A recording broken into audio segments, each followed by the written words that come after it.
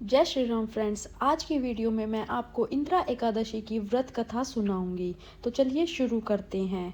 धर्मराज युधिष्ठिर कहने लगे कि हे भगवान, मैंने भाद्रपद शुक्ल एकादशी का सविस्तार वर्णन सुना। अब आप कृपा करके मुझे अश्विन माह के कृष्ण पक्ष की एकादशी के विषय में भी बतलाइए। इस एकादशी का क्या नाम है तथा इसके व्रत का क्या विधान है, इसका व्रत करने से किस फल की प्राप्ति होती है। भगवान श्री कृष्ण कहने लगे कि अश्विन कृष्ण एकादशी का नाम इंदिरा एकादशी है।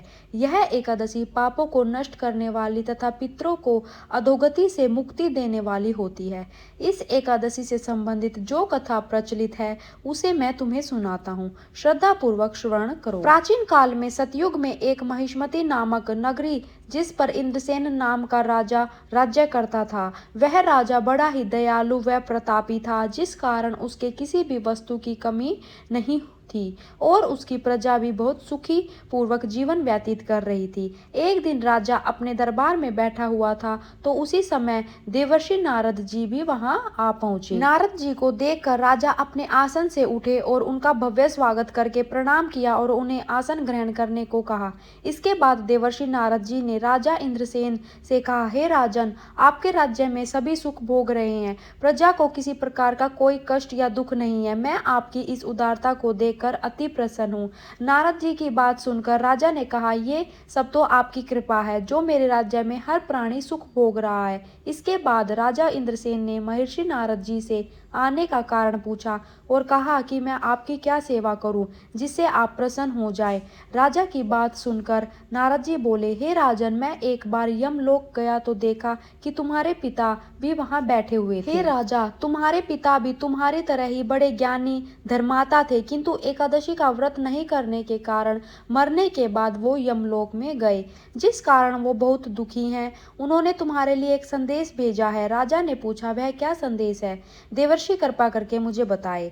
आपके पिता ने कहा है, देवर्षि, आप मेरे पुत्र इंद्रसेन, जो इस समय पृथ्वी पर महिष्मती नामक नगरी का राजा है, उसके पास जाना और कहना कि मैंने पूर्व जन्म में कुछ बुरे कर्म किए हैं जिससे मुझे यह लोक मिला है। यदि मेरा पुत्र मेरे लिए अश्विन महीने की कृष्ण पक्ष में आने वाली इंदिरा एकादशी का व्रत पूरे विधि विधान व श्रद्धा पूर्वक करेगा तो मुझे इस लोक से मुक्ति मिल जाएगी। इसके बाद मैं स्वर्ग लोक में वास करूंगा। यह सुनकर राजा ने देवर्षि नारद जी से पूछा कि कृपा करके आप मुझे इस इंदिरा एकादशी व्रत का विधान बताएं, जिससे मेरे पिताजी को स्वर्गलोक प्राप्त हो।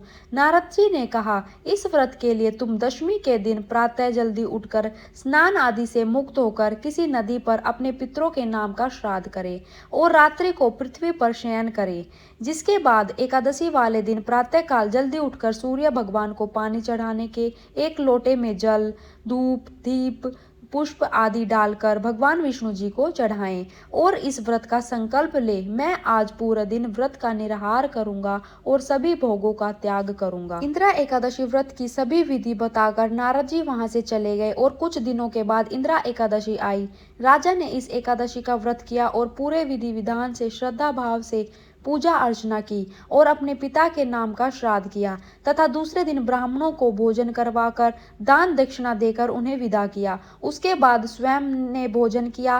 राजा इंद्रसेन के इंदिरा एकादशी व्रत के प्रभाव से उसने पिता को यमलोक से मुक्ति मिल गई और वो सदा के लिए स्वर्गलोक को चले गए। हे युधिष्ठिर, यह इंदिरा एकादशी के व्रत का महात्म्य मैंने तुमसे कहा। इसके पढ़ने और सुनने से मनुष्य सब पापों से छूट जाता है और सब प्रकार के भोगों को भोग कर बैंकुट को प्राप्त होते हैं। इंदिरा एकादशी की व्रत कथा समाप्त होती है। अगर आपको इंदिरा एकादशी की व्रत कथा अच्छी लगी हो तो प्लीज वीडियो को लाइक जरूर करें और हेल्दी रूट्स को सब्सक्राइब जरूर करें। मिलते हैं आपको नेक्स्ट वीडियो में, तब तक के लिए फ्रेंड्स, बाय बाय।